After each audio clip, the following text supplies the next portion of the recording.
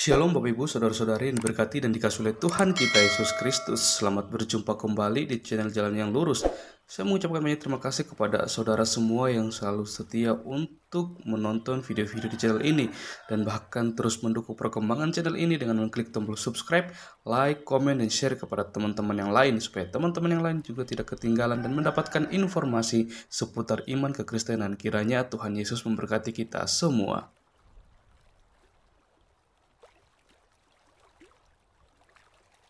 Puji nama Tuhan, saudaraku yang diberkati dan dikasihi oleh Tuhan kita Yesus Kristus.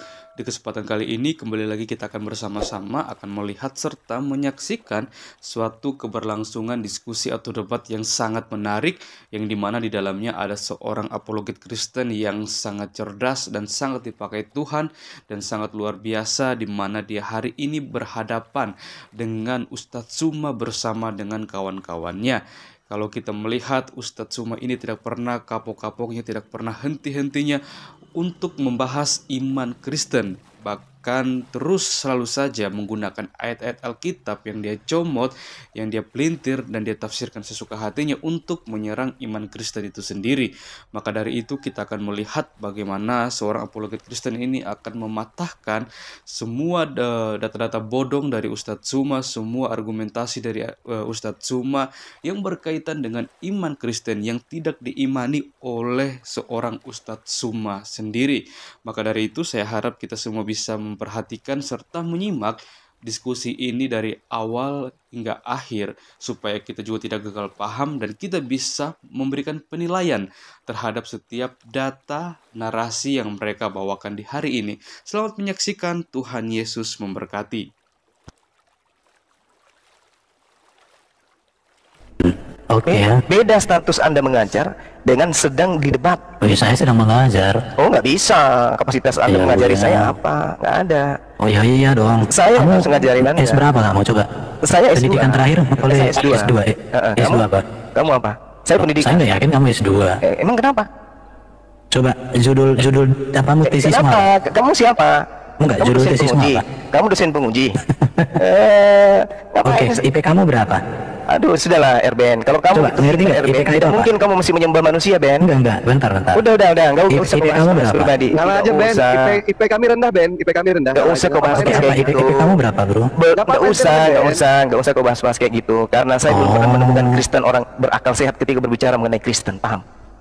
Paham ya? Oke, kita buktikan ya. Iya, kita buktikan. Temanya adalah penyaliban. Islam menolak penyaliban, Kristen menerima penyaliban. Berani nggak? Kamu kok satu arah?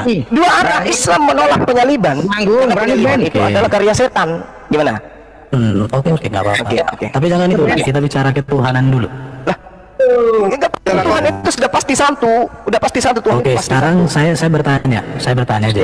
Itu ada timer. Siapa yang disalibkan jika bukan Isa Al-Masih? Dan apa urgensitasnya Isa Al-Masih tidak disalibkan? Silakan. Tadi pakai diamond. Silakan. Tunggu, ini mau pakai. Itu ada timernya. Siapa yang disalibkan? Oke, siapa yang disalibkan menggantikan Isa Al-Masih? Dan apa urgensitasnya Isa Al-Masih itu diangkat hidup-hidup ke langit?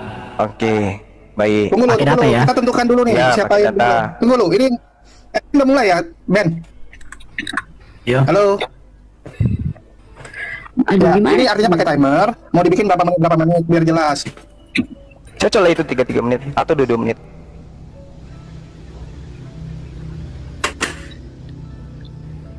Dua menit aja, 2 menit. Iya, 2 menit juga boleh. Kalau 3 menit, emang 2 menit aja. Kalau 3 menit nanti bisa nggak? Assalamualaikum. Gini aja. Jadi saya bertanya, dia menjawab. Nanti dia bertanya, saya menjawab. Diatur aja waktunya bertanya berapa menit, baru menjawab berapa menit. Biar keren. Oke, kamu moderatornya. Oke ya teman-teman, hari ini kita akan menyaksikan perdiskusian dan kadang berujung ke perdebatan antara pihak Muslim yang diwakili oleh gurunda kita Bang Tsuma dan dari pihak Kristen diwakili oleh Erben, si manusia PowerPoint. Oke, lanjut. Menit ya untuk siapa dulu nih? Izin sedikit Bunda Rahma. Izin sedikit. Tolong teman-teman di bawah, dibantu tap-tap ya, dibantu tap-tap layar ya. Saya bertanya, siapa yang disalibkan? Apa urgensitasnya Isa itu tidak disalibkan dan diangkat ke langit? Bang Erben, berapa Boleh menit ini? dijawab sama Bang Tsuma dengan data. Jadi urgensitasnya. Oke. 2 menit ya. 2 menit Dan ya, Bang. mengapa harus diserupakan? Ada data ya. Oke. Dan mohon yang host berikan satu orang untuk menunjukkan datanya, supaya kita bicara data, bukan bicara bibir. Nah, sekali mau kau. Sekarang ini Kan ini kan guru udah ketemu sama guru udah, masa kelasnya anak kecil, gimana sih Bunda? berapa time? Oke, silakan Bro Juma. Oke, saya jawab. Oke. Bismillahirrahmanirrahim. Al-Qur'anul Karim. Sekarang dulu hari ya. Waduh. Iya, Enggak usah diabsen dulu deh semua. Sekarang dulu. udah dimoderatorin sama Bunda Rama, nggak apa-apa Bang Zul. Lanjut aja.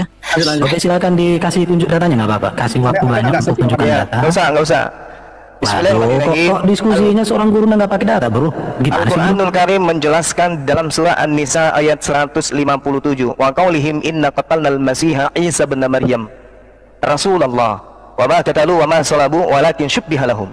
Jadi di sini diterangkan kemudian ketika orang-orang Yahudi pada saat itu mengaku telah membunuh Nabi Isa alaihissalam dan mereka sebagai Rasul Allah padahal mereka tidak beriman kepadanya, mereka mengatakan telah membunuhnya padahal mereka tidak membunuh. Nah, Anda bertanya, siapa yang diserupakan? Ya tanya kepada yang membunuh, bukan saya yang membunuhnya.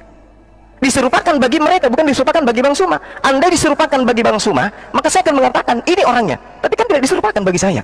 Diserupakan bagi orang yang hidup pada zaman itu, yaitu pelaku-pelaku penyaliban terhadap Nabi Isa alaihissalam. Kemudian datanya adalah Tuhan kemudian menggantikan Nabi Isa dengan orang yang diserupakan, menggantikan kedudukannya pada saat itu. Apa yang terjadi kemudian? Mereka ragu-ragu terhadap yang dibunuh, mereka berselisih paham tentang tentang siapa yang mereka bunuh, dan mereka tidak membunuh dengan yakin bahwa yang dibunuh itu adalah Isa anak Maryam. Itu satu. Lalu kenapa kemudian mengangkat rasulnya, menyelamatkan rasulnya? Karena Allah sudah mengatakan bahwasanya bahwa Allahu ilai wa kana Allahu azizan hakiman. Tetapi Allah telah mengangkat Isa ke hadirat Allah. Allah maha perkasa dan maha bijaksana. Kenapa dia mengangkatnya? Karena dia memiliki tugas di akhir zaman untuk datang meluruskan kembali ajarannya yang dibengkokkan oleh orang-orang Roma dan Yunani, yaitu Kristen. Itu urgensinya. Maka ketika datang kedua kalinya, tak ada satupun ahli kitab yang tidak beriman kepadanya, sedangkan orang kafir dipendang ke neraka. Demikian. Sekarang saya yang bertanya pada saudara. Oke? Tolong kamu tunjukkan kalau Yesus yang disalib itu adalah anak Maria. Tunjukkan siapa yang lari di belakang Yesus putra Bapa yang ditangkap menggunakan kain lenan, melepaskan kain lenannya, lalu lari meloloskan diri. Siapa laki-laki di belakang Yesus Barabas yang ditangkap ini yang melepaskan kain lenan? Tolong kasih data, silakan. Oke. Kita pakai 2 menit. Tapi berapa menit? 2 menit, Bang. Oke, terima kasih. Pertanyaan saya, apa urgensitasnya Nabi Isa itu digantikan, diangkat ke langit, dan siapa yang disalibkan itu? Rupanya Bro Juma tidak tahu, dan Allah Subhanahu wa Ta'ala juga tidak tahu. Kasih saya di kolom besar. Apa yang disampaikan oleh Bro Juma, maka saya berpikir bahwa apa yang disampaikan ini harus kasih dong di kolom besar. Gimana sih? Oke. Di dalam Matius 27 ayat 11, di sini ada mahkamah agama. Dan sumber keraguan tentang kebangkitan dan penyaliban berasal dari dusta mahkamah agama yang menggunakan uang. Jadi orang-orang disogok untuk memelintir berita kematian Yesus. Berarti apa yang disampaikan Bro Juma berarti termakan hoax yang dibangun oleh dusta. Ta'ala pun menurut hemat saya dari penjelasan Jurma adalah korban hoax yang dibuat oleh dusta mahkamah agama. Jika Isa adalah Yesus, tetapi jika Isa bukan Yesus, maka tidak ada urusan. Kalau ditanya siapa yang melarikan diri, murid melarikan diri. Baik Yohanes pun pergi meninggalkan, baik Petrus, walau kemudian mereka melihat dari jauh. Itu bisa dibaca di dalam kitab Injil Matius, Markus, Lukas, dan Yohanes. 3-4 kitab Injil menceritakan kebenaran Yesus. Dan ingat, Matius itu adalah murid Yesus langsung. Markus juga murid Yesus langsung dari golongan 70. Lukas juga murid Yesus langsung dari golongan 70. Yohanes murid Yesus langsung dari golongan 12. 4 kitab Injil ini ditulis di abad pertama. Ditulis di abad pertama. Harus diingat itu ya, ditulis di abad pertama. Sedangkan Qurannya Bro Juma yang menganggap Isa sama dengan Yesus, itu ditulis di abad ke-7. Perbedaan sejarah pertama dengan adat ketujuh itu sesuatu hal yang sangat tidak mungkin. Apalagi Alkitab sejalan dengan catatan sejarah, sedangkan Quran tidak sejalan dengan catatan apapun. Di situ Bro Juma. Terima kasih. Gimana ini? Oke, pertanyaan saya. Itu kan Sudah, nggak ada lagi pertanyaan. Kita saling menanggapi aja. Ini masalah Ya udah. Oke. Berapa menit, host? bertanya itu terserah Gurunda. Nggak ada lagi pertanyaan, biar mengerucut masalah ini. Enggak, 3 menit aja itu enak Bunda Rama. Nggak ada lagi pertanyaan. Ini masalah salib atau tidak salib. Berkaitan dengan Al-Quran yang membantah penyaliban itu dengan ajaran Kristen yang mengatakan ada penyaliban terhadap wanita orang suci. Ya. Jadi Al-Quran mengatakan, sudah mulai? Iya, silakan Gurunda. 3 menit kan? 3 menit. Oh, 3? Iya, biar poinnya sampai. Baik. Maaf.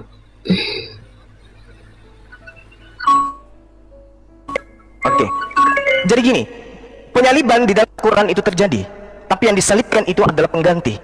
Yang disalibkan bukan Nabi Isa alaihissalam. Ada yang diselamatkan, ada yang tidak diselamatkan. Nah, berdasarkan tujuan daripada diselamatkannya Nabi Isa alaihissalam kelak untuk diperuntukkan menjadi saksi. Wa isqalallahu ya Isa bin Maryam, a anta qulta linnas takhizuni? Apakah engkau mengajarkan kemudian kepada orang Kristen untuk menuhankan dirimu? Apa kata Nabi Isa? Tidak sama sekali. Makanya di dalam kitab saudara Yohanes 12:42 apa yang dikatakan? Barang siapa yang menolak aku, dia sudah ada hakimnya, yaitu firman yang aku katakan kepada mereka. Firman itulah yang akan kelak menjadi hakimnya di akhir zaman. Jadi siap-siap aja Anda akan dihakimi oleh Yesus. Anda akan diusir. Itulah gunanya dia diselamatkan, untuk datang menjadi saksi bahwa di tengah-tengah penolakan-penolakan mereka ada di antara kelompok orang yang menuhankan dirinya, padahal tujuannya datang adalah mengajak Bani Israel kembali kepada hukum Taurat. Nah, kemudian kenapa ini terjadi? Karena pada kalangan orang-orang tertentu, di kalangan orang-orang Yahudi, Allah mengatakan wa ma ya'tihim mir rasulin illa kanu bihi yastahzi'un. Setiap kali ada utusan rasul kepada mereka, mereka selalu memperolok-olok rasul tersebut. Semua.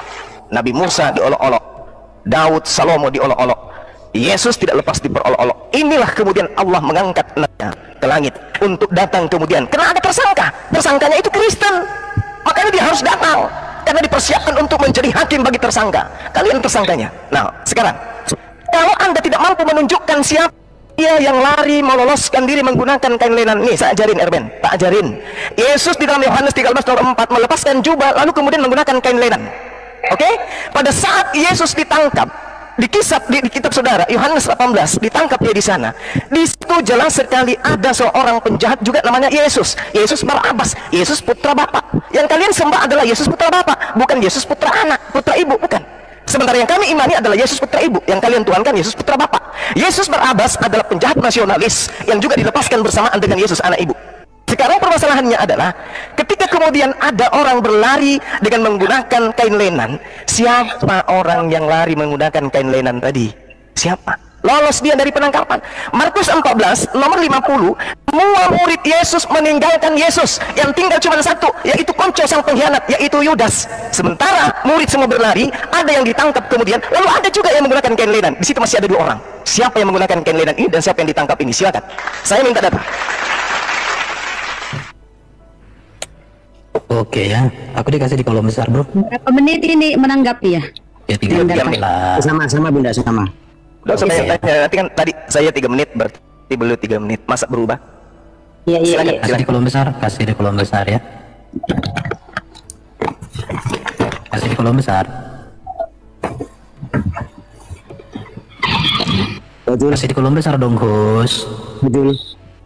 Gus. Ada yang bisa memberikan kolom besar nggak selain Dinda Julius? Ini hostnya gimana sih?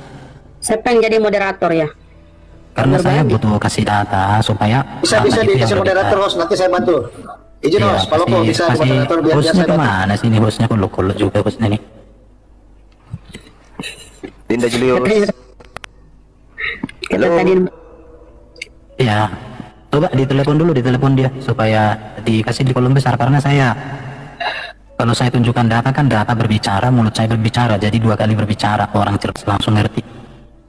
Udah, sementara tinggal baca dulu Bang ya. Udah aku telepon. Kalau Bang Jul bisa dikasih moderator. Oke, saya biar dulu cepat dong. nanti.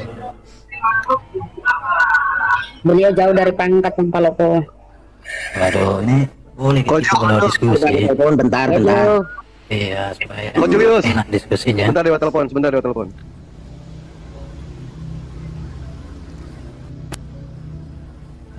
Haleluya. Oke, lanjut, silakan Bang Ruben. Bang Erben. Ini belum ada, saya mau di kolom besar dong. Udah ada. Ben, lu di kolom besar, Ben. Belum. Jaringannya. Oke ya. Oke, perhatikan ya. Ketika Yesus ditangkap, semua murid-murid itu melarikan diri. Itu ada di dalam Matius 20 ayat 56. Lalu semua murid-murid. Jadi artinya ada 12 murid Yesus di situ yang mengakui bahwa Yesus ditangkap. Kalau cuma berbicara kain lenan di dalam Matius 27:59, dan Yesus pun mengambil mayat itu dan mengapaninya dengan kain lenan yang putih bersih. Jadi Yesus pun dikasih kain lenan ketika sudah mati, mayat.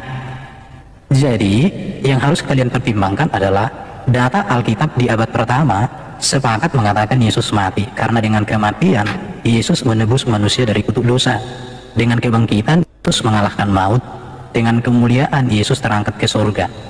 Tetapi sayang, 700 tahun kemudian entah sejarah dari mana yang mendukung kenyataan itu, dikatakan bahwa yang diserupakan itu pun tidak tahu siapa. Di situ ya, bahkan Allah Subhanahu wa Ta'ala sekalipun tidak tahu siapa yang diserupakan. Padahal di dalam surat Hud 1 dikatakan Quran itu detail dan teliti ya. Di dalam surat Hud. Jadi di dalam surat Hud ini katakan Quran itu detail dan teliti. Saya tidak tahu juga kenapa Bro Juma mengatakan Quran jadi tidak detail. Padahal seharusnya surat Hud 1 ayat 1 itu Bro Juma harus bisa menjelaskan ini. Ini dikatakan harusnya Quran bisa mengkonfirmasi siapa yang disalibkan, urgensitasnya itu tidak disalibkan apa begitu ya. Kenapa harus digantikan dengan orang lain? Apa kesalahan orang lain itu? Tega sekali Allah Subhanahu wa Ta'ala itu menggantikan Isa dengan sosok lain yang tidak tahu, tapi tidak ada juga nilainya, tidak maknanya. Apakah Allah itu bekerja tanpa makna, bekerja tanpa nilai, bekerja tanpa tujuan? Sementara di dalam kitab Injil ada yang namanya dusta mahkamah agama. Inilah sumber dari morat-maritnya berita. Ini orang membayar orang-orang untuk memberitakan kebenaran tentang Yesus itu secara salah. Waduh, betapa berbahayanya kalau sampai Allah tidak bisa menjelaskan, padahal dia klaim kitabnya jelas. Ini surat Hud 1 ini Bro Juma. Dikatakan di sini alif lam ra. Inilah kitab yang ayat-ayatnya disusun dengan rapi. Kemudian dijelaskan terperinci loh. Di mana terperincinya Quran kok tidak bisa menjelaskan siapa yang disalib dan siapa, apa urgensitasnya penyaliban itu tidak terjadi. Ini yang harus dipahami oleh teman-teman. Jangan seperti Bro Juma hanya memakai kata kain lenan. 12 murid di situ itu semua lari. Oke, saya tanggapi. Baik. Jadi berbicara mengenai Al-Qur'anul Karim tentang surah Hud, itu tidak sedang menjelaskan rincinya satu keadaan, rincinya suatu proses kejadian, tidak. Ini berbicara mengenai hukum-hukum. Al-Quran itu terperinci berkaitan dengan hukum, tidak berkaitan dengan penyaliban. Al-Quran sudah merincikan dengan sangat jelas bahwa mereka berselisih paham tentang orang yang mereka kira dibunuh, padahal sebenarnya mereka tidak membunuhnya. Rincinya adalah mereka berselisih paham. Kisah para Rasul 29 nomor 15, 25 nomor 19. Paulus berselisih paham dengan orang-orang Yahudi. Paulus mengatakan masih hidup. Apa orang Yahudi mengatakan sudah mati? Paulus mengatakan masih hidup. Berselisih paham. Oke, berselisih paham. Kemudian ketika saudara mengatakan siapa yang kemudian diserupakan dengan Isa, pertanyaan saya, siapa yang menggunakan kain lenan? Ketika Anda mengatakan orang yang diturunkan Yusuf Arimatea itu menggunakan diberi kain lenan, berarti itu bukan Yesus. Karena Yesus menggunakan kain lenan sebelum perjamuan terakhir. Kisah Yohanes 13 nomor 4, Yesus melepaskan jubah lalu menggunakan kain lenan. Kalau dia mati dalam keadaan menggunakan kain lenan, berarti dia tidak perlu diberi lagi mayatnya kain lenan, karena dia sudah menggunakan kain lenan. Sedangkan di dalam kitab saudara Markus 14 nomor 50, 51, 52, ada seorang pemuda menggunakan kain lenan yang lari meloloskan diri. Siapa dia? Ayo, ada datamu. Saudara punya data, tunjukkan bahwa si fulan menggunakan kain lenan pada saat sebelum penyaliban. Siapa? Anda tidak akan pernah bisa menjawab itu. Oke? Kemudian ketika saudara mengatakan di situ ada 12 murid yang lari, siapa bilang 12 murid yang lari? Siapa bilang? Untuk apa Yudas lari? Untuk apa? Sedangkan yang menjadi pengkhianat saat itu adalah Yudas. Yudas menjadi konco Romawi. Ngapain dia lari? Hah? Ngapain dia lari? Ada aja. Yudas kemudian ikut terlibat di sana. Ada dua. Satu menggunakan kain lenan, yang satunya entah siapa. Apakah Yudas? Apakah Yesus Barabas? Yang menggunakan kain lenan ini menurut saya Yesus. Kalau Anda mengatakan bukan Yesus, tunjukkan satu orang yang menggunakan kain lenan selain Yesus. Ada enggak? Ada enggak? Enggak akan pernah Anda bisa tunjukkan itu. Pada saat penangkapan murid 11 melarikan diri, Yudas di mana? Jawab saya. Yudas masih bersama dengan tentara Romawi, coy. Kemudian Yesus Barabas kemana? Kemana Yesus Barabas? Ini juga perlu Anda pertimbangkan. Jadi Tuhan tidak akan mungkin membiarkan orang yang menjadi Mesiasnya, menjadi orang yang diurapinya, dicelakai. Sedangkan Tuhan akan membiarkan orang fasik, pengkhianat untuk menggantikan dirinya. Amsal 21 nomor 18. Orang yang benar, pengkhianat menjadi tebusan bagi orang yang jujur. Telan itu baik-baik. Silakan. Saya masih tunggu data. Ya, bantu TTR, teman-teman di bawah, bantu TTR. Teman-teman ya, perhatikan Bro Juma, ayat yang kamu kutip, jika kamu membaca utuh, sebenarnya sudah terjawab. Tapi karena modelmu kan malas membaca, kamu kan modelnya kan bersuara kencang, tapi datanya kosong. Lihat, perhatikan di sini ya. Markus 14 ayat 50. Tenang. Lalu semua murid meninggalkan dia dan melarikan diri. Perhatikan, dia di sini siapa? Yesus. Ayat 51. Ada seorang muda yang pada waktu itu hanya memakai sehelai kain lenan, menutup badannya, mengikuti dia, mengikuti Yesus. Yesus di sini sedang diapa? Ditangkap. Mereka hendak menangkapnya. Menangkap siapa? Yang mengikuti itu. Tetapi ia melepaskan kainnya dan lari dengan telanjang. Kenapa tidak disebutkan di sini namanya? Karena tulisan Injil bukan berbicara siapa yang orang muda ini. Perhatikan. Di sini kata Yesus kepada mereka, sang kamu aku ini penyamun, maka kamu datang lengkap dengan pedang dan pentung untuk menangkap aku. Jadi Bro Juma, kalau kamu membaca hanya ayat 51 lepas dari 49, itu cara belajar iblis. Mohon maaf Bro ya. Jadi teman-teman muslim, kalau kalian belajar Alkitab, jangan dengarkan hanya kata-kata si Juma. Baca di dalam teksnya, baca di dalam konteksnya. Baca, jangan panas. Sekarang saya akan kembali ke Hud pasal 1.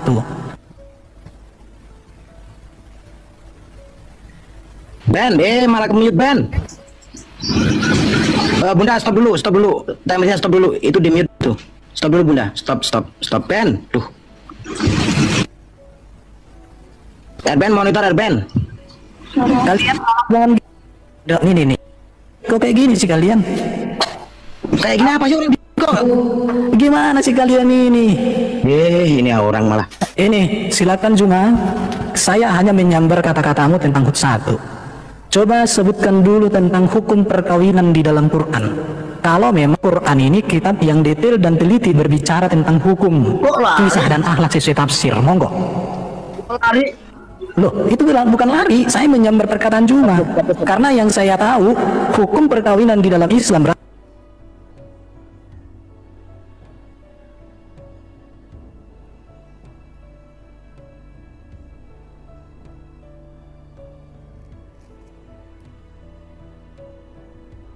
dikatakan ayat Quran ini semua rapi, disusun detail dan teliti. Saya tanya, siapa yang disalibkan? Apa urgensitasnya Isa digantikan dibawa ke langit? Itu tidak dijawab oleh Juma. Tapi Quran detail dan teliti. Ini malah lari. Ini gimana sih? Biar Bang Samudra biarkan. Oke, lihat ini Juma ya. Di dalam Alkitab tidak disebutkan siapa orang muda itu, tetapi dari kisahnya sudah dipastikan itu bukan. Dan seharusnya Quran harus bisa menjawab. Oke ya. Oke, jadi nanti Juma kau jawab dulu hukum perkawinan di dalam Quran itu seperti apa. Nanti saya akan tunjukkan hadis hukum perkawinan di dalam Islam berasal dari hukum jahiliyah. Ada 4, 3 dibuang, 1 diambil. Bahkan itu pun dilanggar oleh baginda Muhammad. Saya bisa tunjukkan samamu. Kalau kamu hanya modal bibir, saya nggak sanggup. Dari tadi kamu lihat ini, teman-teman baca ya. Ada seorang muda mengikuti Yesus, jadi mengikuti diam-diam. Siapakah ini? Di dalam teks ini tidak disebutkan siapa namanya. Tidak disebutkan siapa namanya. Kenapa? Karena esensi penulisan kitab Injil bukan tentang orang-orang di sekitar Yesus. Esensinya adalah yang mau diberitakan di sini fakta sejarah Yesus memang ditangkap di dalam konteks ini. Karena konteks ini bicara Yesus ditangkap. Dan itu esensi dari beritanya, makanya itu yang diberitakan. Oke, silakan Bro Juma. Hukum perkawinan di dalam Quran, silakan. Saudara, sebelum kita lanjut mendengarkan pembahasan mereka, saya kembali mengingatkan kita untuk terus bantu perkembangan channel ini dengan cara tekan tombol like, tekan tombol subscribe, dan share video ini supaya melalui video ini semakin banyak yang cerdas dan semakin banyak yang percaya bahwa Yesus adalah Tuhan dan Juru Selamat dalam kehidupan mereka. Oke, meskipun itu lari ya dari ini untuk membuktikan kepada saudara, Al-Quranul Karim menceritakan tentang apa yang Anda pertanyakan. Al-Quran surah As-Sayyad ayat 49, Allah menceritakan bahwa manusia dicipta dengan berpasang-pasangan, wa min kulli syai' dan seterusnya. Ini waktu saya terbatas. Di dalam Al-Quran surah An-Nisa ayat 1, di situ menerangkan tentang pernikahan dan jodoh. Al-Quran An-Nisa ayat 1. Tulis aja, saya kasih tak ajarin kamu.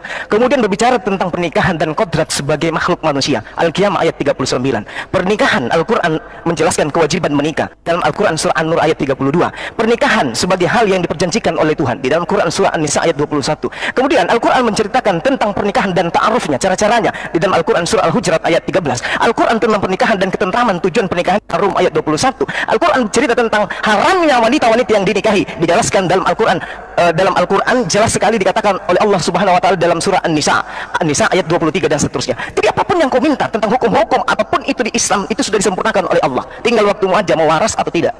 Kita kembali ke tema. Jangan habis. Kamu ketika mengatakan tidak diketahui siapa pemuda ini, kamu sudah gundul, berarti kamu sudah KO di situ. Kamu sudah KO. Kenapa? Ketika Anda mencoba membodohi orang yang ada di sini dengan menarik Markus 14, harusnya Anda malu. Kenapa? Karena Yesus sendiri dengan mulutnya yang seksi berkata, tetapi haruslah digenapi yang tertulis di dalam kitab suci. Kitab suci yang dimaksud di sini apa? Amsal, Yeremia, Yesaya, Taurat, Kejadian. Ini yang harus tergenapi kata Yesus. Apa diantaranya yang tergenapi itu? Orang fasik dipakai sebagai tebusan bagi orang yang benar. Yang mana yang fasik? Yesus anak Maria atau Yudas? Lalalala. Pengkhianat dipakai sebagai ganti orang yang jujur. Yang mana yang berkhianat? Yudas atau Yesus anak Maria? Lalalala. Ini harus tergenapi. Orang benar diselamatkan dari kesukaran. Siapa orang benar? Yesus atau Yudas? Lalalala.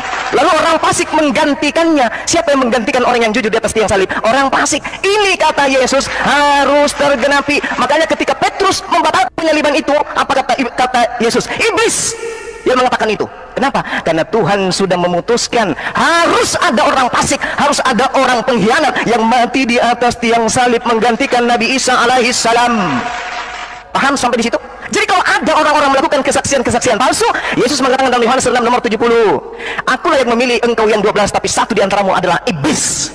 Oke? Imam-imam kepala mahkamah agama semua kerasukan iblis menyalibkan Nabi Isa alaihissalam, tapi yang disalib adalah penggantinya, yaitu pengkhianat. Demikian. Ingat PR-mu, yang menggunakan kain linen itu siapa? Bawa sampai mati. Silakan.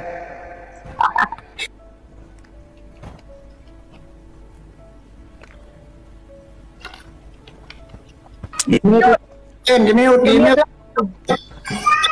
Buka mute-nya. Oke, lanjut. Sekalian jangan gitu loh. Mute lah, aku kan diam. Kita dari tadi benerin lu, Ben. Jangan framing dong. Jangan gitu. Oke, lanjut. Lihat. Di dalam satu tafsiran dikatakan ada seorang muda, perhatikan ya, tradisi gereja mengatakan ini adalah Yohanes Markus, si penyusun Injil.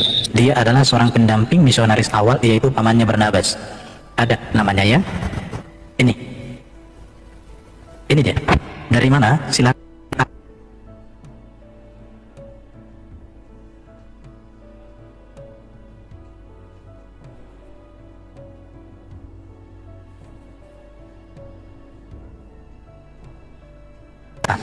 Apa urgensitasnya Isa itu digantikan dengan orang itu? Mengapa Isa diangkat ke langit dan ditipu oleh Allah dengan orang lain? Dan itu pun dikonfirmasi 700 tahun kemudian cuma. Bro Jum, tugas tuh sudah selesai. Ada tafsir itu Yohanes Markus. Oke? Dan di dalam Markus 14 itu justru menegaskan bahwa Yesus itu memang benar-benar disalib. Karena lewat penyalibanlah Yesus menebus manusia dari kutuk dosa.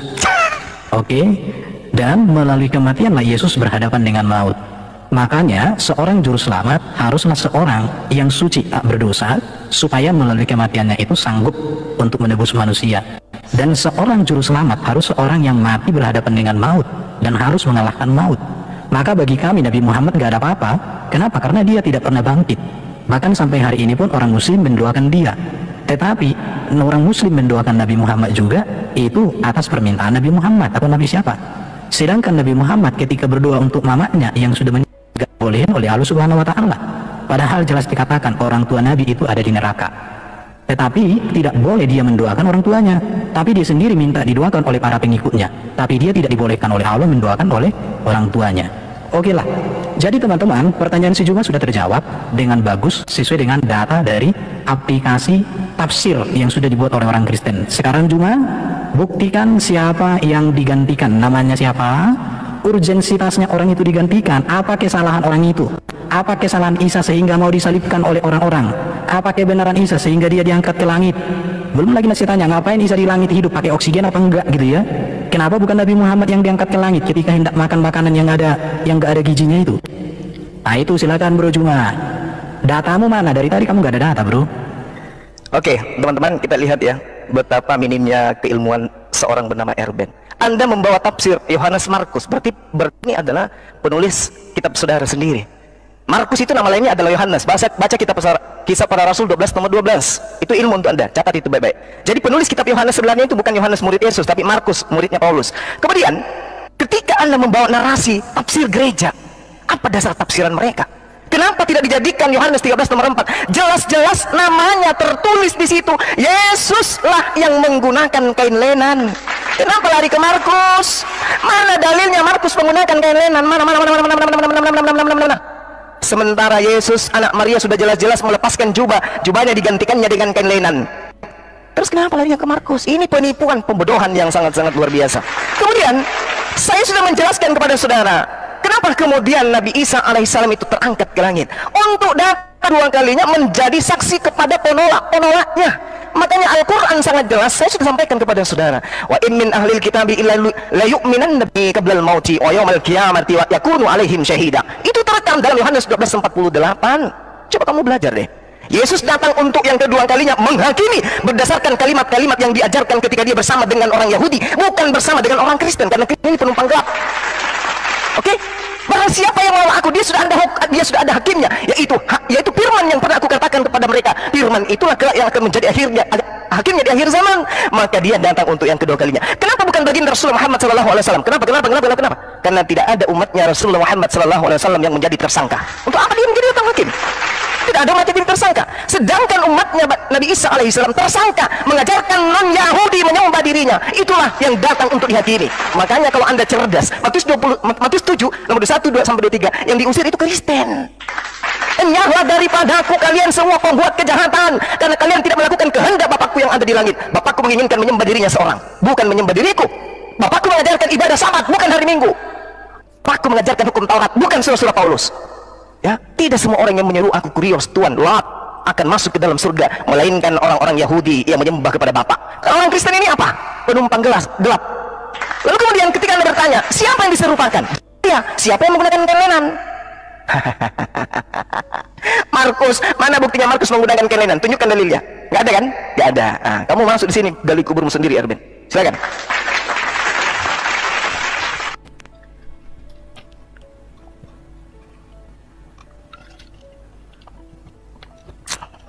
Mute lagi. Kasih aku di kolom besar. Lanjut. Mana ini hostnya? Kasih di kolom besar dong. Udah Ben. Ya Erben, ya ampun. Oh iya, tapi aku belum kelihatan nih. Handphonemu murah, jadi lambat. Oh iya, nggak apa-apa. Yang penting buatan kafir. Mau delay, jangan mau delay. Udah, lanjut. Oke, perhatikan ini ya. Tradisi gereja mengatakan itu adalah Yohanes Markus si penyusun Injil ini. Oke. Baru tradisi juga mengatakan bahwa di rumahnya lah perjamuan terakhir diadakan. Jadi sudah terjawab ya. Ini tradisi, sejarah gereja itu ada. Dalil. Ini datanya. Dalil. Ini sejarah gereja, makanya kamu dari tadi kan. Ini sejarah gereja, tradisi. Gereja di Romawi nggak ada di. Oke, sebentar. Kamu jangan panik, ya. Jangan panik, tertawa dia. Allahu Akbar. Sekarang saya akan bantah kamu. Kalau kamu mengatakan Yohanes pasal 13 ayat 4, disinilah namanya tidak sinkronnya kamu berpikir. Yohanes 13 itu konteks yang berbeda. Yesus membasuh kaki murid-murid memakai kain lenan. Ini satu peristiwa. Tetapi di dalam Injil Yohanes yang sama, di sini jelas dikatakan bahwa Yesus itu disalibkan, Yesus ditangkap. Ini jelas ditangkap, dan jaraknya Injil 13 dengan 18 ini jaraknya cukup jauh, bro. Jadi artinya kamu itu tidak punya historitas dalam berpikir secara kronologis. Artinya apa? Kamu itu sepenggal, seuprit bahasa Medan, seuprit doang cara berpikirmu. Itu, coba lihat ini dong, data ini, Yohanes ya. Tetapi sampai sekarang, Hud pasal 1 dikatakan Quran itu kita detail yang teliti. Siapa yang disalibkan, kamu juga nggak ngomong di situ. Saya jadi bertanya, jika Quran itu kitab yang datang dari Allah, tapi tidak memberikan penjelasan yang jelas, justru menjadi ambigu, maka saya katakan itu mana kebenaran Quran itu? Kok bisa seperti itu? Di situ, apakah Allah juga nggak bisa memberikan sesuatu itu menjadi jelas? Masa harus perlu pertanyaan di situ ya?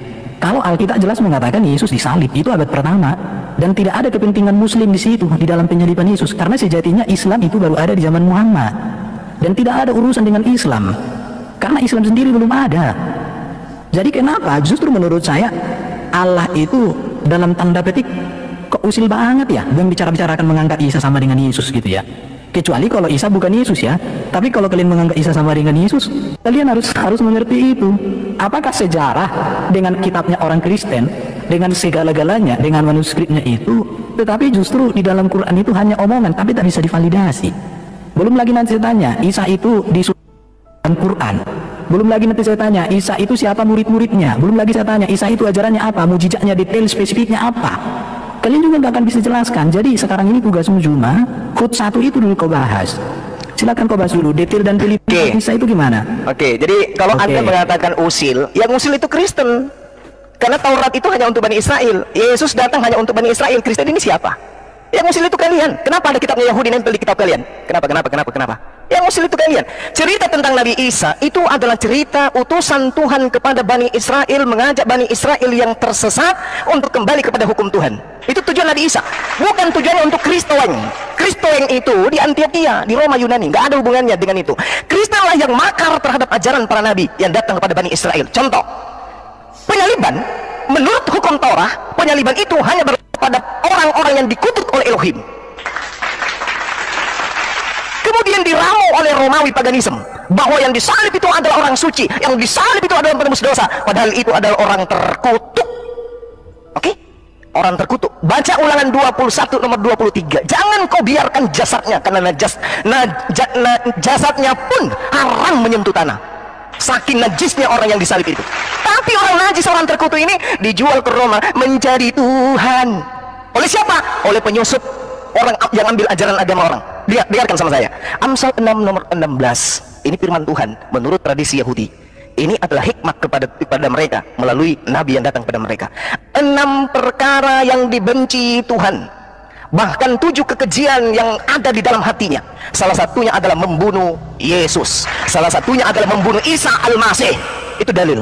Oke? Menumpahkan darah orang yang tidak bersalah. Pilatus mengatakan Yesus tidak bersalah. Paulus mengatakan tidak bersalah. Berarti haram hukumnya menurut hukum Yahudi membunuh orang yang tidak bersalah. Karena itu adalah kekejian bagi Tuhan. Amsal 6 nomor 16, saatnya kau berubah. Di dalam Keluaran 23 nomor 7, Tuhan mengatakan dengan sangat jelas, haruslah kau jauhkan dirimu dari perkara bohong. Jangan kau bohong bahwa Tuhan menyalib demi untuk tebus dosa. Jangan kau bohong. Jauhkan dirimu dari perkara dosa. Orang yang tidak bersalah dan orang yang benar tidak boleh kau bunuh. Jadi kalau ada orang Yahudi yang membunuh Isa, yang membunuh Yesus anak Maria, maka mereka adalah pelaku dosa. Dan dosa tidak akan mungkin menjadi jalan keselamatan. Pahami itu. Sebab aku Tuhan tidak akan membenarkan orang-orang yang tidak bersalah. Jadi orang yang ditebus dosa-dosanya oleh matinya orang yang dikutuk di atas tanah itu bullshit. Tuhan tidak membenarkan pelaku dosa dengan membunuh manusia yang tidak bersalah. Suap jangan kau terima, sebab suap membuat mata orang itu buta, dan karena suap memutarbalikkan perkara-perkara orang yang benar. Karena dia disuap, maka memutarbalikkan perkara yang benar. Yang tadinya Isa diselamatkan, diajarkan Isa yang disalib. Yang tadinya Yesus diselamatkan, diajarkan Yesus yang disalib. Padahal yang disalib itu adalah yang menggantikan Yesus. Demikian.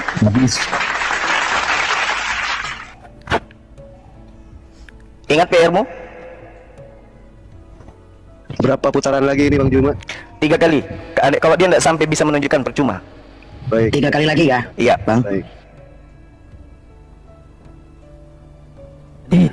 Dari tadi bukannya si Juma yang tidak menunjukkan data.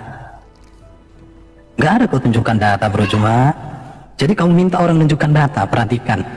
Kenapa orang Kristen memakai kitab? Anda tunjukkan aja Markus menggunakan kain lenan. Loh. Sekarang kalau berbicara kain lenan ini, di dalam kitab Injil ada beberapa yang berbicara tentang kain lenan.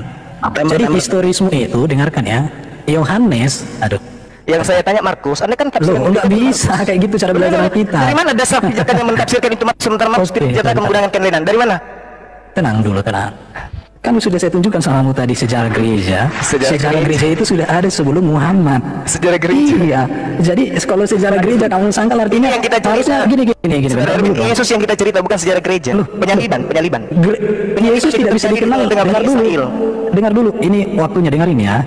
Alkitab tidak bisa dipahami lepas dari sejarah. Enggak seperti Quranmu.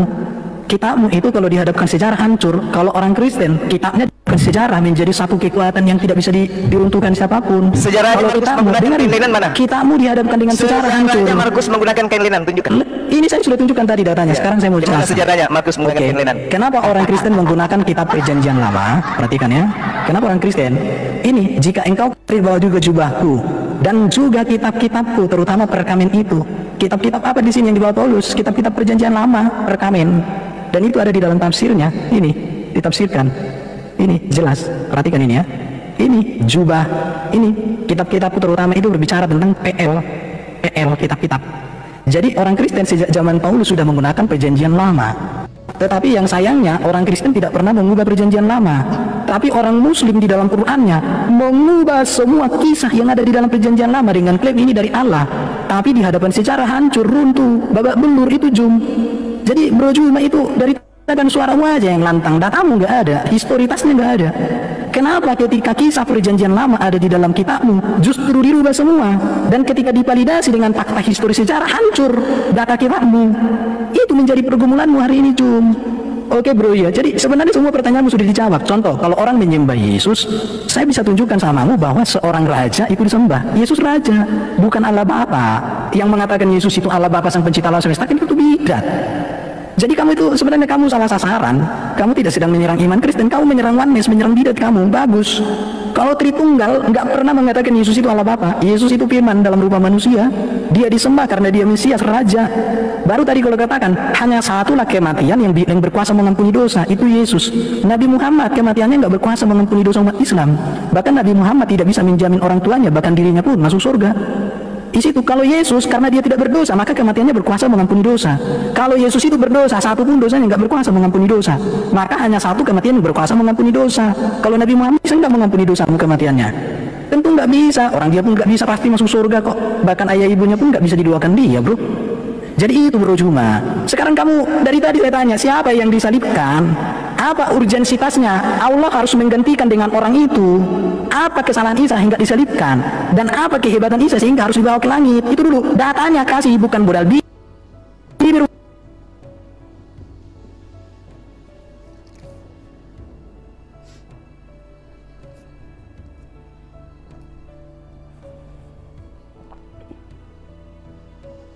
Bahwa kitab-kitab tafsiran tentang Paulus. Paulus ini siapa menurut Yesus? Paulus ini adalah orang Farisi. Yang Yesus katakan dalam Matius 23, celakalah engkau wahai orang Farisi, engkau menyeberangi lautan, menjelajahi daratan, ya, mentobatkan orang masuk ke agamamu menjadi orang neraka dan 2 kali lebih jahat daripada engkau sendiri. Dan ternyata 1 Korintus 11 nomor 1, jadilah teladanku sebab aku juga ini adalah Kristus. Jadi Kristen itu adalah pengikut Paulus Kristus. Itu yang perlu Anda pahami. Makanya ajaran Yahudi dan ajaran Kristen itu laksana langit dan bumi. Kalau Anda membawa Islam, Al-Quranul Karim itu adalah pewahyuan, tidak didasarkan atas pencarian seperti Lukas, Markus dan seterusnya. Tidak dilakukan. Al-Quran itu tidak melakukan penelitian, datangnya dari Allah. Kalau Anda mengatakan itu salah, karena yang Anda gunakan mengukurnya adalah kitab Anda yang salah. Data salah Anda pakai untuk mengukur Al-Quran, dia salah. Oke? Siapa yang berfirman kepada Lukas? Siapa yang berfirman kepada Markus? Siapa? Yesus? Nggak ada. Tuhan? Nggak ada. Karangan semua. 14 kitabnya Paulus semua karangan. Markus juga karangan. Lukas juga karangan. Penulis Yohanes juga karangan. Penulis Matius juga karangan semua. Tidak ada yang berasal dari lisannya Yesus langsung. Nggak ada. Oke? Pahami itu. Sekarang di dalam kitabnya orang Yahudi jelas sekali, jangan kau membunuh orang yang tidak bersalah. Berarti Yesus tidak boleh dibunuh, karena itulah dia diselamatkan. Oke? Amsal 21 nomor 18. Kurang apa lagi data yang saya sajikan kepada saudara? Harus tergenapi apa yang tertulis. Yang tertulis itu orang fasik dipakai sebagai tebusan bagi orang yang benar. Siapa orang fasiknya? Siapa orang benarnya? Harus ditakar di situ. Antara Yesus dan Yudas, siapa orang fasik? Antara Yesus dan Barabas, siapa yang orang fasik? Pengkhianat sebagai ganti tebusan bagi orang yang jujur. Siapa orang yang jujur? Siapa pengkhianat? Yudas pengkhianat. Yang jujur siapa? Itulah yang diselamatkan. Ini data Erben, ini data bro. Ini data. Jangan kau cari di Al-Quran. Al-Quran surah Hud mengatakan terperinci. Yang terperinci itu hukum. Saya sudah buktikan samamu tentang nikah terperinci. Kalau saya tanya kepadamu, Bibelmu syarat-syarat nikah mana? Usia dini, usia standar nikah di kitabmu mana? Syarat sah nikahnya apa? Tidak ada. Inilah Al-Quran datang luruskan, mengajarkan semua hukum, bukan menceritakan apa yang pernah terjadi. Al-Quran tidak menceritakan sedetail itu karena tidak ada hubungannya dengan hukum-hukum yang dibutuhkan oleh manusia. Misalnya Al-Quran mengatakan digantikan oleh Yudas, terus apa fungsinya? Apa korelasinya? Apa? Oh Yudas yang sudah kan, tidak ada masalah kan? Sudah. Makanya digunakan akal, diserupakan bagi mereka sehingga berselisih. Kisah para Rasul 25 nomor 19. Paulus bingung dan orang-orang Yahudi bingung, siapa sebenarnya yang mati ini? Bisa. Allahu Akbar. Saudara, kita rehat sejenak sambil menekan tombol like dan subscribe serta share video ini supaya menjadi berkat bagi banyak orang. Kalian yang mute itu loh. Iya, jangan gitu, lihat ini. Jadilah pengikutku sama seperti aku juga menjadi pengikut Kristus. Original text jelas ya. Original text tunjukkan. Originalnya. Iya. Dari tadi datamu nggak ada ini. Nih. Tunjukkan original. Ini ya. Ini nih. Ya. Peniruku jadilah seperti aku peniru Kristus. Mana ada peniru? Apa bahasa Indonesia peniru? Ini ada di sini kata peniru. Ini peniru. Original teksnya apa? Peniru. Lihat dong bentuk katanya apa di situ. Original teksnya noun maskulin singular genetik. Genetik itu kata milik. Nipu jangan nipu. Ini kamu nggak ngerti teks Yunani. Ini genetik. Noun maskulin singular genetik. Genetik itu tahu apa? Juma kamu itu mohon maaf Juma. Saya tanya kamu ngerti nggak genetik? Kata milik. Bahasa Yunaninya itu meniru itu apa? Loh, saya kan sudah tunjukkan bentuk genetik. Ngerti nggak genetik? Oke ya. Jadi Juma ini nggak ngerti teks Yunani. Di situ tidak ada kata yang merujuk kepada dia meneladani Yesus. Jadilah teladan. Oke. Ini genetik. Oh, ini. Jadi kamu kayaknya karena kamu nggak ngerti, lihat. Coba baca apa ini? Apa yang tertulis di situ? Coba baca dulu apa ini, bro? Apa? Saya udah tulis Kristus. Artinya mana Kristus ini? Itu jelas tuh. Mana Kristus ini? Jadilah teladanku. Ini apa nih? Sebagaimana saya juga adalah. Ini apa nih? Iya, coba terjemahannya apa? Kristus. Ini genetif. Kamu nggak ngerti apa-apa. Kristus. Genetif itu artinya peniru Kristus. Sebagaimana saya juga adalah Kristus. Aduh, kamu itu. Sebagaimana juga aku adalah Kristus. Kamu nggak ngerti bahasa Yunani, bro. Itu bentuk genetif ya. Tidak ada cerita original. Oke, jadi saya berterima kasih sama Bro Juma. Itu penambahan. Dipotong ya. Jadi gini, saya berterima kasih sama Bro Juma. Rupanya di dalam Quran tidak disebutkan siapa yang disalibkan. Apa urgensitasnya digantikan dengan orang lain tidak bisa dijawab di dalam Quran. Tapi dia justru mengutip dari Alkitab. Artinya apa? Quran dan Juma tidak bisa ngapa-ngapain tanpa mengotak-atik Alkitab. Artinya betapa rapuhnya Juma, betapa rapuhnya Quran jika si Juma tidak mengutip Alkitab. Sementara saya tidak mengutip Alkitab Al-Quran. Saya hanya mempertanya Al-Quran. Tidak ada satu ayat pun di dalam Quran yang saya kutip untuk menegaskan iman Kristen. Kenapa? Karena iman Kristen itu berdiri teguh dengan kitab suci dan sejarahnya. Tetapi Quran tidak bisa berdiri sendiri dengan hadisnya. Bayangkan itu. Padahal kitab Quran itu dari Allah langsung, bayangkan ya. Dari Allah langsung yang ditafsirkan oleh para nabi, para ulama dan lain sebagainya, dibantu hadis, dibantu sirah dan semuanya. Rupanya tidak bisa menjawab. Jadi ini sudah membuktikan teman-teman. Jadi gini ya, teman-teman kalian berpikirlah. Dari tadi Juma tidak pernah bisa menjawab pertanyaan saya berdasarkan Quran. Dia hanya bisa memframing ayat-ayat Alkitab dengan pemahaman secara salah. Artinya apa di sini? Quran itu begitu rapuh, Juma itu begitu rapuh tanpa dia mengutip Alkitab. Makanya inilah yang menyebabkan Juma ini pernah buka room untuk belajar Al-Quran. Tidak pernah si Juma buka room untuk belajar hadis. Coba kalian lihat bibirnya si Juma ini, tiap hari dia selalu membuka. Mohon maaf, jangan personal. Loh. Jangan di-mute. Biarin aja. Jangan termute. Jangan termute. Kalian kayak gini. Ya lanjut Bang, lanjut. Silakan Saudara Erben, lanjutkan. Teman-teman jangan di-mute. Yang suka mute diturunkan aja deh, Julius. Kan ada yang mute. Nggak ada yang mute sini. Nggak ada yang mute gurunya. Oke, berarti dia mute sendiri, nanti dia bikin framing berarti. Ini saya pegang HP sama rokok, serius. Lanjut. Tolong lah, jangan gitu ya. Moderator di sini jadi nggak bisa. Nggak suka aku framing kayak kalian.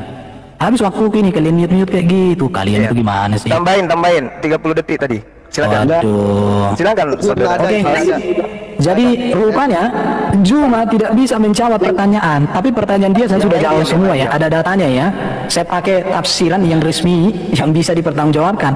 Harusnya ketika saya bahas dengan tafsir, Juma harus alas itu bahwa tafsiran yang saya buat itu, penjelasan itu salah. Artinya kamu pakai bantahan. Jangan kamu hanya mengatakan dari mana kamu begini, tapi nggak ada datamu. Harusnya di situ. Jadi diskusi sama saya itu bukan modal bibir, bukan modal ngerocos. Diskusi sama saya itu tunjukkan data. Ya, tunjukkan datamu. Itu aja. Dari tadi kamu nggak menunjukkan data, kau tunjukkan aja satu-satu gitu ya. Oke. Itu aja pertanyaan saya. Siapa yang disalibkan? Apa urgensitasnya Isa itu tidak disalibkan? Jawab berdasarkan Quran. Karena sumber ajaran Islam itu Quran. Jangan kau kuti-kuti dari Alkitab. Jangan semua golok, nggak nyambung, bro. Oke. Saya katakan di awal, ketika Nabi Isa datang kepada Bani Israel, Nabi Isa diolok-olok. Wa ma ya'tihim mir rasulin illa kanu bihi yastahzi'un. Lalu kemudian Nabi Isa alaihissalam hendak dibunuh karena orang-orang pada saat zaman itu tidak menerima kemudian informasi yang didatangkan kepada mereka tentang datangnya seorang nabi yang bernama Ahmad. Itu mereka menolak adanya nabi di luar daripada kaum mereka. Wa isqala Isa bin Maryam ya bani Israel inni rasulullahi ilaikum musaddiqan lima baina yadayhi minat Torah wa mubasysyiran bi rasul ya'ti min ba'di ismuhu Ahmad. Murka mereka dengan datangnya seorang nabi di luar dari kalangan mereka, marah. Lalu kemudian setelah ada rencana pembunuhan, Nabi Isa kemudian diselamatkan. Untuk apa? Karena Allah sudah tahu sepeninggal Nabi Isa pasti mereka berselisih, benar berselisih. Ada yang menganggapnya Tuhan. Fakta hari ini berselisih kan? Yahudi mana ada menganggap Yesus itu Tuhan, tapi sebagian daripada mereka menjadi korban orang-orang Farisi menganggapnya Tuhan. Maka dia datang kemudian untuk yang kedua kalinya memutuskan bahwa dia bukan Tuhan. Wa im min ahlil kitabi illa la yu'minan nabihi qablal maut. Nanti orang akan percaya, oh ternyata beliau betul-betul adalah rasul setelah datang untuk yang kedua kalinya. Makanya mereka beriman. Berarti Al-Quran benar. Ketika datang kedua kalinya, apakah kemudian orang-orang Yahudi akan ikut Kristen? Tidak. Masa kalau orang Yahudi ikut Kristen menyembah Yesus, sementara dasar pijakan menghakimi orang-orang di akhir zaman menurut Al-Quran, wa is makul lahum illa ma amartani bi ani abudullah wa rabbi wa rabbakum. Proses penghakiman berikutnya adalah mengatakan kepada Bani Israel, sembahlah Allah Tuhanku dan Tuhanmu. Itu yang menjadi dasar pijakan. Sementara orang Kristen ketika dihakimi berdasarkan Bible itu sendiri, Kristen semuanya diusir. Barang siapa yang menolak aku, dia sudah ada hakimnya, yaitu firman yang aku katakan kepadanya, firman itu yang akan menjadi hakimnya. Mana firman yang Yesus sampaikan kepada manusia Bani Israel ketika sebelum terangkat ke langit? Sembahlah aku. Tak ada.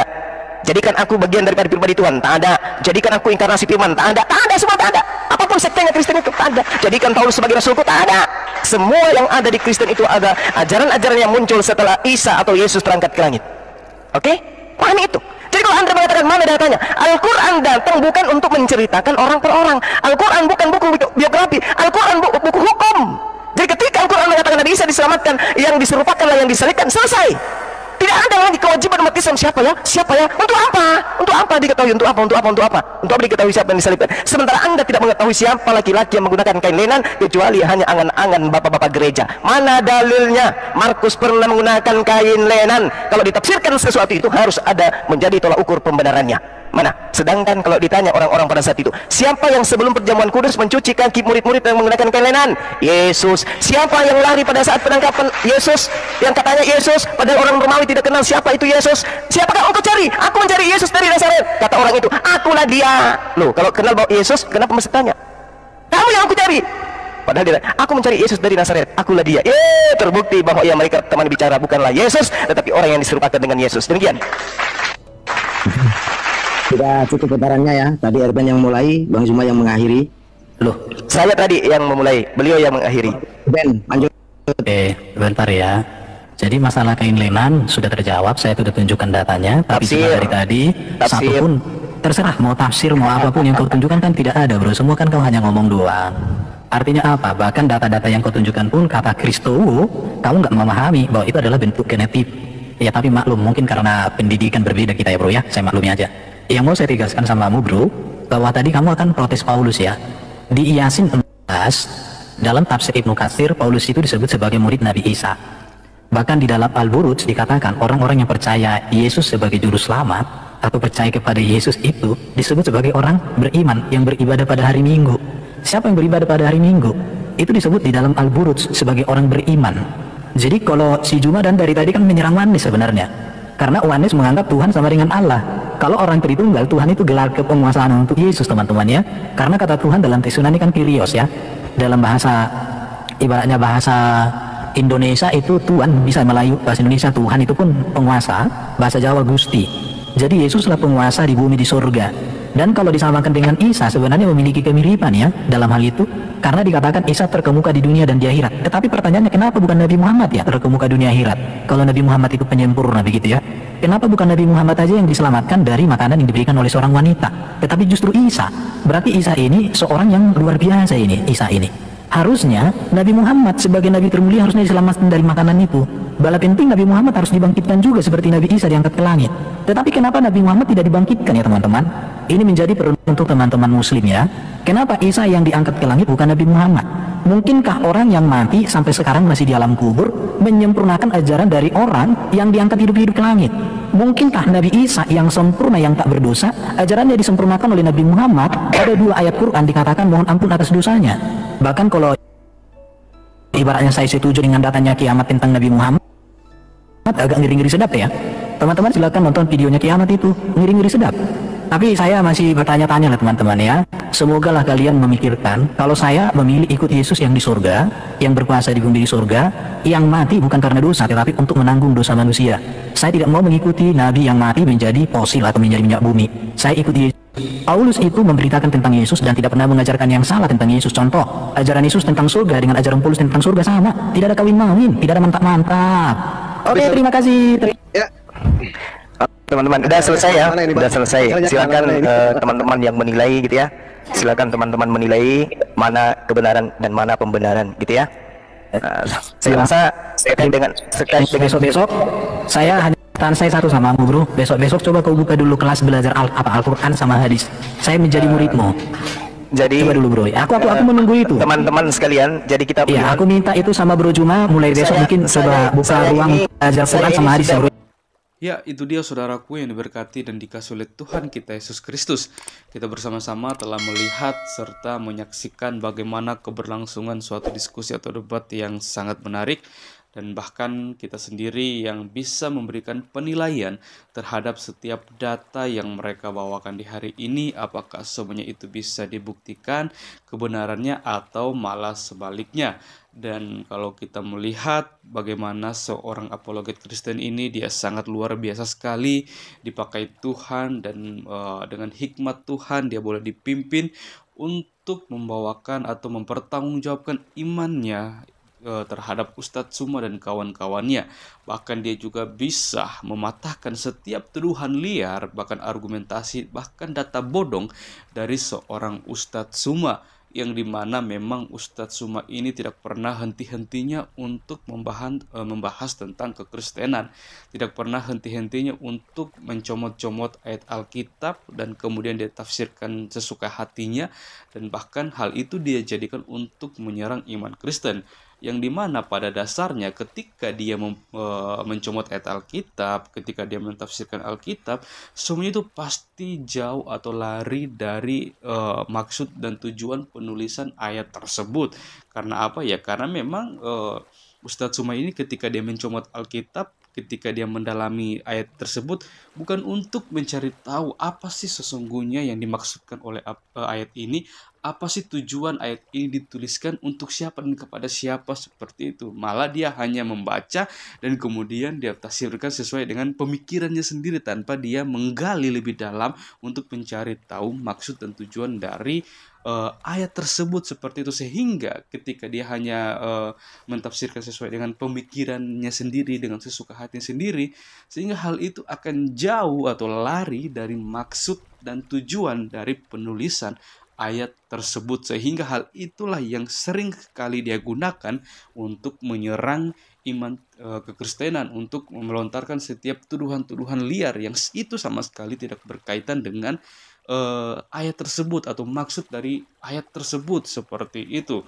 Karena kalau kita lihat contohnya, ketika Ustadz Suma berdiskusi dengan apologet Kristen, pasti ada salah satu ayat yang menjadi ayat favorit yang selalu dia singgung di dalam suatu diskusi atau debat, yaitu tentang pengajaran sesat, yang dimana Ustadz Suma mengatakan bahwa ini pernyataan Tuhan Yesus, barang siapa manusia yang mau menuhankan Yesus, mereka termasuk atau tergolong orang-orang sesat seperti itu. Padahal dari judulnya saja itu suatu peringatan bahwa nanti akan datang suatu saat nanti, sekarang ini pun itu sudah ada, bagaimana begitu banyak orang mengatasnamakan Yesus untuk mencari kepentingannya sendiri, untuk kepentingannya pribadi seperti itu, menggunakan nama Yesus untuk kepentingannya sendiri. Ya, sama halnya dengan, ya kalau kita melihat ya, begitu banyak orang ketika mereka berdiskusi, ya pasti mencari sesuatu hal untuk kepentingannya sendiri seperti itu ya. Ya sama halnya juga tentang pengajaran sesat ini seperti itu. Dan Kolompe ya, seandainya Ustadz Suma, sebenarnya sih kalau saya pikir Ustadz Suma ini kalau dia memang orang yang sangat cerdas dan pintar, dia pasti akan mengetahui maksud dan tujuan dari pengajaran sesat yang diajarkan oleh Yesus Kristus seperti itu. Karena kalau dia membaca konteks sebelum dan sesudah dan keseluruhan ayat itu, pasti dia akan mengerti apa yang dimaksudkan oleh Yesus tentang perkataannya itu. Seperti itu ya. Tapi yang namanya kalau hanya untuk mencari kepentingan sendiri, seperti yang saya bilang tadi ya, kita tahu sendirilah ya, dan kita sendirilah yang bisa menilai seperti itu.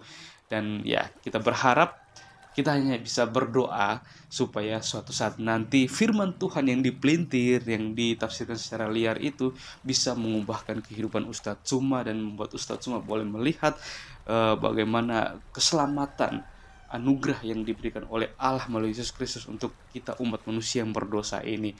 Dan kita berdoa untuk teman-teman para apologet Kristen di luar sana yang terus berjuang untuk meluruskan setiap tuduhan-tuduhan liar, untuk memproklamirkan kebenaran, kabar baik, kabar sukacita itu kepada setiap orang, supaya melalui hal ini banyak orang yang boleh dibukakan hatinya, pikirannya, bahkan banyak orang yang boleh melihat bahwa keselamatan yang sejati hanya ditemukan dalam Yesus Kristus, sehingga mereka boleh mengambil keputusan untuk percaya kepada Yesus Kristus sebagai satu-satunya Tuhan dan Juru Selamat dalam kehidupan mereka. Oke, baik teman-teman.